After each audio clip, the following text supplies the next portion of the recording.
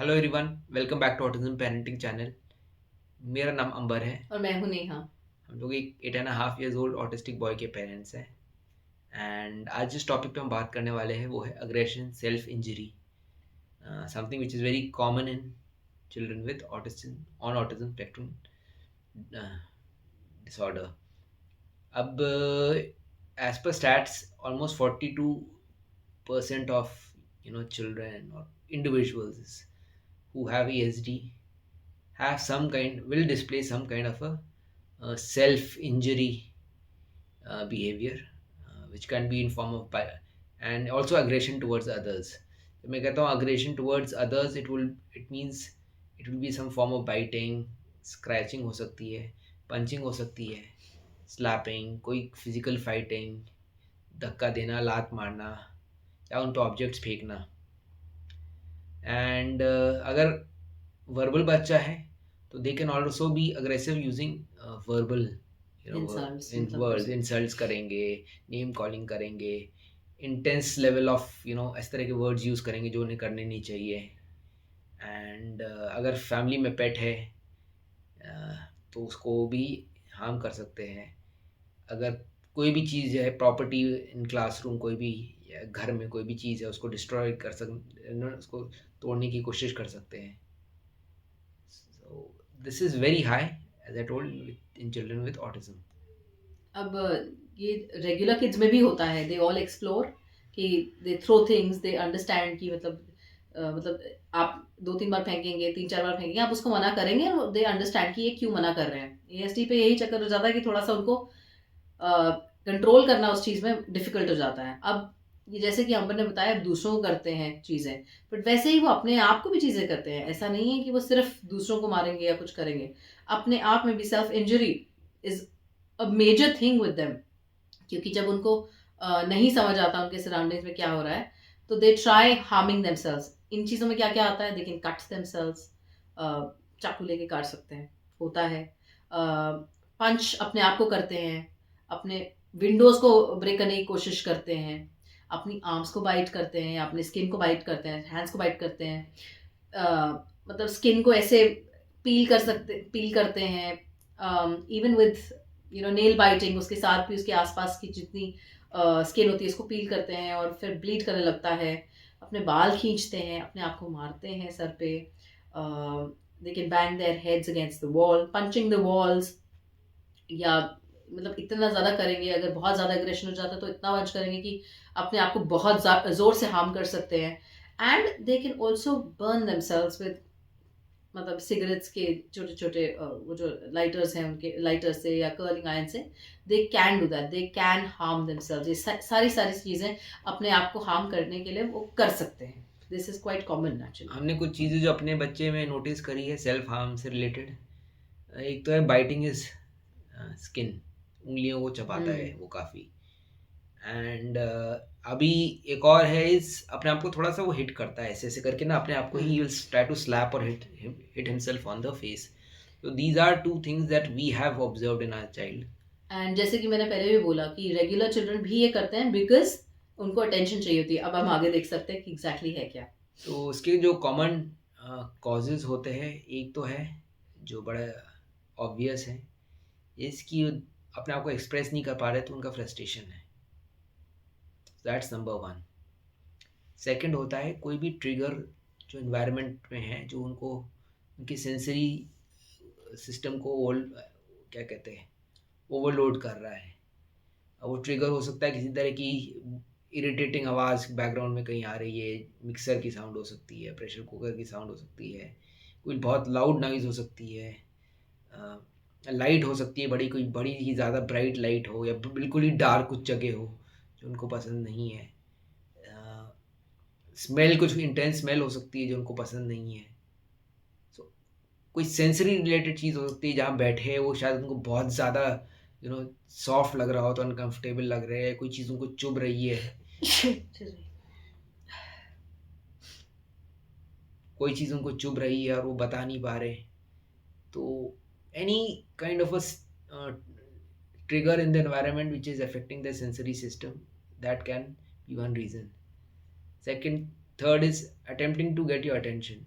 हम उनको टाइम नहीं दे रहे, हम किसी चीज़ में लगे हैं, वो आपको कुछ आपकी अटेंशन चाह रहे हैं या कुछ समझाना चाह रहे हैं, तो they will, and you are not giving attention, तो that could be also the reason. Another is physically ill, अगर वो बीमार अंदर से फील कर रहे हैं। बहुत ईजी हो जाता है हम लोगों के लिए, अगर हम बीमार फील कर रहे हैं तो बता देते हैं हमें बुखार लग रहा है, हमें पेट में दर्द हो रहा है, हमें तबीयत ठीक नहीं लग रही, हमें नाक में गले में सोर थ्रोट लग रहा है। बट बच्चों को, स्पेशली नॉन वर्बल चिल्ड्रन को, ये चीज़ समझाना थोड़ा सा मुश्किल हो जाता है। इस पर भी हमने वीडियो बनाया था कि क्यों it is very important to tell teach your basic teach communication. Basic communication regarding कैसे अपने फिजिकल डिस्कम्फर्ट को एक्सप्रेस करा जाए, but that's a separate video. And तो ये चीज़ें वो जब समझा नहीं पाते तो वो उसको अ, इस तरह का बिहेवियर करते हैं। स्पेशली जैसे मैंने बोला, जो बच्चे जिनको जो नॉन वर्बल है उनके साथ ये ज़्यादा होता है। और चीज़ें जो इसमें आती हैं कि मतलब जब ऑटिज्म पे बच्चे होते हैं तो उनके ट्रिगर्स क्या हैं, ट्रिगर क्या क्या ट्रिगर कर सकता है बेसिकली। तो वो चीज़ एक होता है कि जब बिल्कुल ही आप उनके लिए सडन चेंज हो जाती है, change in environment, they don't like it, उनको नहीं समझ आता है, that is one of the times when they can hit themselves, harm themselves. दूसरा होता है जब कभी भूख लगी है एंड बहुत थके हुए हैं। ये रेगुलर में भी होता है कि आप देखिए बच्चे अगर भूख लगी होती है, वो चिड़चिड़े होते हैं, वो बिल्कुल ही कुछ नहीं करना चाहते, वो ऐसे लेट जाएंगे, तंग पड़ेंगे, इनमें भी होता है। And they don't know how to express it, that's another point. और sensitivity to hearing, as Ambar has already mention, कि ज़्यादा लाउड नॉइज होती है तो आपको लगता है कि पता नहीं क्या हो गया। दे आर अनकंफर्टेबल, कि मतलब उनको कोई हग कर रहा है, उनको जोर से पकड़ रहा है, that is also a time where they get very very irritated, अगर उनको अच्छा नहीं लगता है। ये मेरे साथ होता है कि मुझे कभी कभी is in a good mood and is in a playful mood, तो उस टाइम ये अपने आप को प्यार करवाता है। बट आई विल रियलाइज कि मैं उसको प्यार जब करने लगता हूँ तो suddenly he will become aggressive. वो लात मारेगा, धक्का देगा, या नोच हाथ हाथ पे नोच लेगा।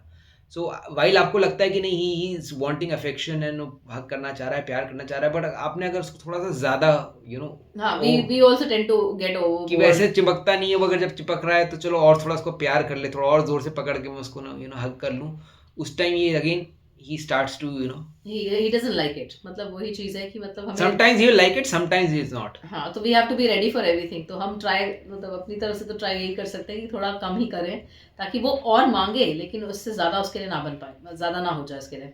फिर एनवायरनमेंट में लाइटिंग कैसी है उस पर भी डिपेंड करता है, अगर बहुत ही ब्राइट है, हमें इतना इफेक्ट करता है तो उनको भी करेगा।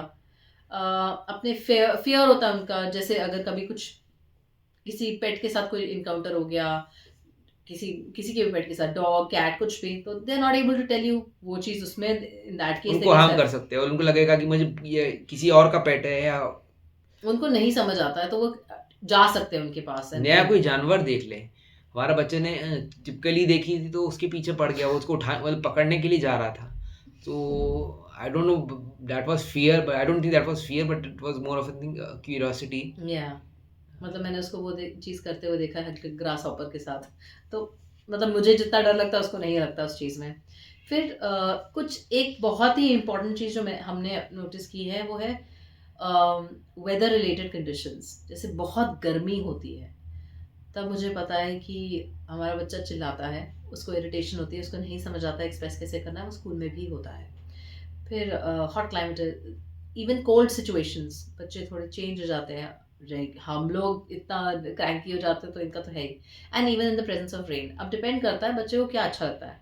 सम might even become more aggressive अगर उनको when they are feeling sick, cold हो जाता है, उसमें इरिटेशन होती है। टूथ एक, स्टमक एक, बहुत ही कॉमन चीज़ें हैं जिनमें बच्चा बहुत ही टर्मोइल में होता है और उसको समझ नहीं आता क्या करना है, बहुत इरिटेटेड रहता है उस चीज़ से। और कई बार होता है कि हम उनके लिए मतलब उनको कुछ चॉइस नहीं देते और उनके लिए कुछ कर जाते हैं, जैसे प्रेफरेबली उनको कुछ खाना आएगा, हमने उनसे पूछा नहीं, हमने उनको बस कुछ पकड़ा दिया, तो उसमें भी अग्रेशन आता है कि मेरे को नहीं खाना, मतलब we need to respect their choice, we need to give them a choice every time. तो कई बार हम अपनी कन्वीनियंस के हिसाब से हमें लगता है नहीं खा लेगा, कर लो, बट ये चीज़ें हमें उनको देखनी पड़ती है, we need to give them some kind of space, we need to trust their process also, कि उनको पता है उनको क्या चाहिए, we need to do that. Choices का एग्जांपल एक है कि हम कभी कभी बच्चे को ले जाते हैं स्वीट शॉप में ले जाएंगे या किसी रेस्टोरेंट में ले जाएंगे, वहाँ बहुत सारी तरह की स्वीट्स डिस्प्लेड होती हैं, एंड ही लाइक्स स्वीट्स तो कोशिश करता है कि कभी बाहर गए तो उसको एक एक छोटी सी कोई भी चीज़ स्वीट उसकी चॉइस की दे दे। And every time he goes with us he starts expecting कि भैया अभी ना मेरे से पूछेंगे कि इसको क्या, कि मुझे क्या चाहिए। एंड वो जो ग्लास का काउंटर होता है उसके पीछे सारी मिठाइयाँ होती है, उसको वो देखता रहेगा एंड देन उससे पूछा जाता है कि आपको क्या चाहिए। कभी कभी हम उसके लिए खुद डिसाइड कर लेते हैं बिना पूछे। सो वो फिर भी ले लेगा, लेकिन उसको अपनी चीज़ याद रहेगी। हाँ, तो he has some choice in his head and वो हम उसको ऑप्शन पहले दे चुके हैं और अब हम नहीं दे रहे। So in a public place that can, सब ठीक है, कुछ प्रॉब्लम नहीं है, but in a public place that can trigger. Suddenly उसकी चॉइस की चीज़ नहीं दी and that can trigger a tantrum और a aggression. So aggression and self injury अब फैक्टर्स इन द इंडिविजुअल्स जो हो सकते हैं, तो आपको थोड़ा सा you have to keep it in mind कि मतलब we always respect their choice, कि आप उनको चॉइस दे रहे हैं, उनकी रिस्पेक्ट करिए, ताकि वो उनको मौका नहीं दीजिए कि कुछ ट्रिगर करें। इसको हम प्रिवेंट कैसे कर सकते हैं? ऑफ कोर्स पहले तो सबसे इम्पोर्टेंट चीज़ है कि समझिए कि क्या अ, हो रहा है। इतने सारे फैक्टर्स हमने आपको बताए एंड इसमें कोई ना कोई, मतलब यू हैव टू अंडरस्टैंड कि क्या रीज़न हो सकता है एनवायरनमेंट में। तो अब तो हम इतने साल से बच्चे के साथ रह रहे हैं, तो नाउ मतलब हमें जब भी इस तरह का बिहेवियर होता है तो we can try to figure out कि ये 3-4 रीजंस हो सकते हैं and then we try to eliminate that reason. So सबसे पहला आता है इन्वायरमेंट मॉडिफिकेशन आपका करो। वो सिंपल है, आप अगर आपका मतलब किसी एनवायर, पहले तो एक सेफ स्पेस दीजिए बच्चे को, घर में या स्कूल में, कि जहाँ उस तरह का बिहेवियर, अग्रेसिव बिहेवियर करते हैं तो उसको एक सेफ स्पेस में आप ले जाओ, एक कोने में ले जाओ जहाँ पर ही कैन बैठ के थोड़ा देर शांत हो जाए। स्कूल में भी ऐसा होता है कि कभी अग्रेसिव हो जाए तो टीचर्स और the special teacher will take them to a play area, play वो एरिया, खेल एक लेंगे, कॉर्नर थोड़ा एरिया में, बेटर जहाँ हो जाके जाएंगे। वो हाँ, इन्वायरमेंट बदलता है। जो ट्रिगर शायद उसको क्लासरूम में ओवरवेलम कर रहा था उसके सेंसेस को या उसके माइंड को, वो हट जाता है। तो first of all trigger remove करिए बाय चेंजिंग द एनवायरनमेंट। उसको एडिशनल टाइम दीजिए to process any kind of a request. कोई उनसे बोला है कि कुछ भी चीज़ बोली है, लिखने को बोली है या कुछ एक्टिविटी करने को बोली है एंड इज़ ओवर अग्रेसिव हो रहा है, so give him extra time, उस पर प्रेशर मत बनाइए। कुछ बच्चे को क्या है कि अगर साउंड से हो रहा है तो उनको नॉइज़ कैंसलिंग हेडफोन्स दे दे सकते हैं, दैट ऑल्सो हेल्प्स देम। अगर बच्चा थक गया है, वो बैठ नहीं रहा है, वेटेड ब्लैंकेट डालिए उसके ऊपर। वो बहुत इंपॉर्टेंट चीज़ है, उससे बहुत हेल्प मिलती है। ये मैंने एक चीज़ नोटिस की है कि बच्चा हमारा जब सोता नहीं है, this is we have another video for sleeping, but जब बच्चा नहीं सोता है और जब वो सो जाता है और उसकी नींद थोड़ी कच्ची होती है, उन पे थोड़ा वेटेड ब्लैंकेट डालिए। उससे उनको एक दे फील दैट प्रेशर, उनकी बॉडी बहुत अच्छा फील करती है। It's like a massage to their body.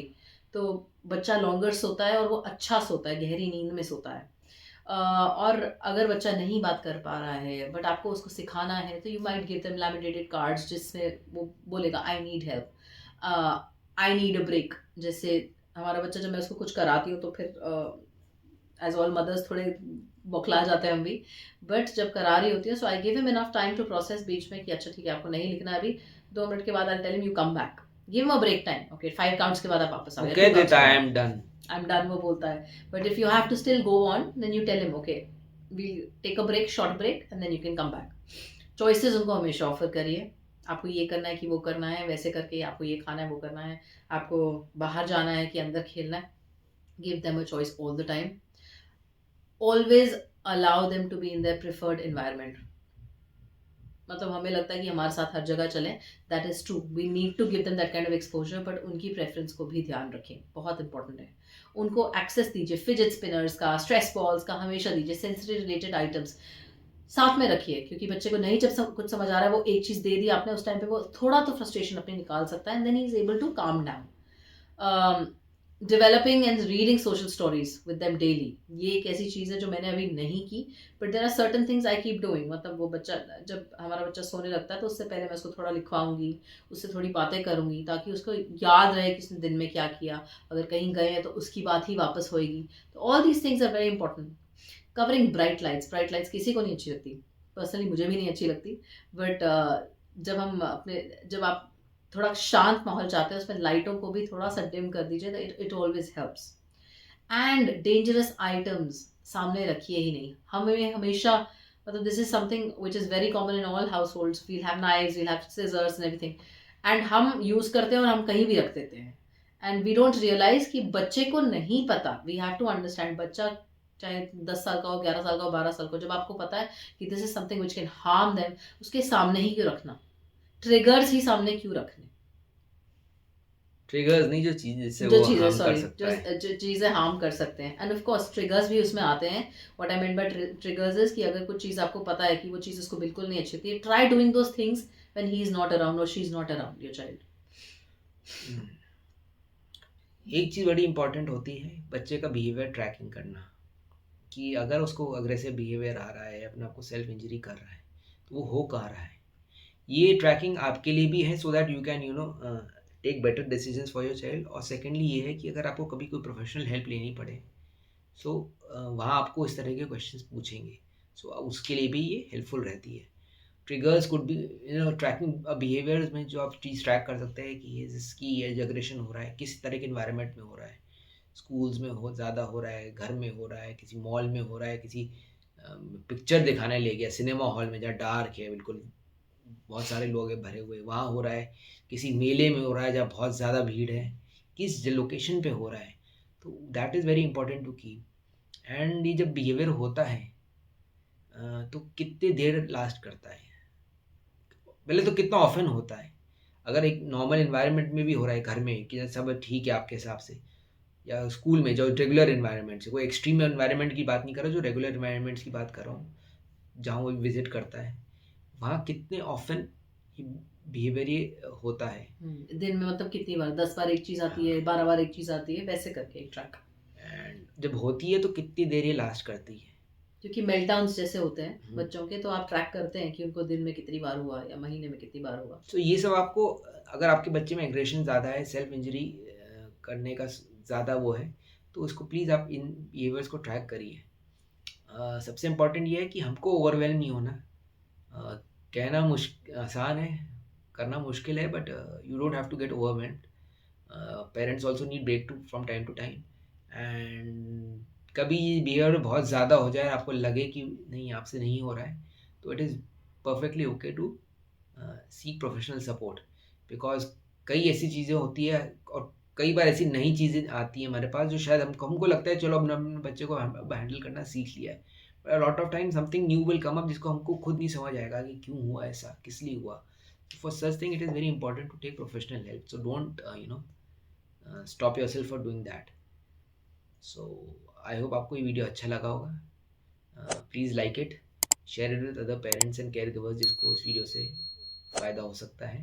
हम लोग हर संडे 8 PM नया वीडियो लाते हैं, so watch out for our future videos as well. Do comment. Thank you so much. Thank you.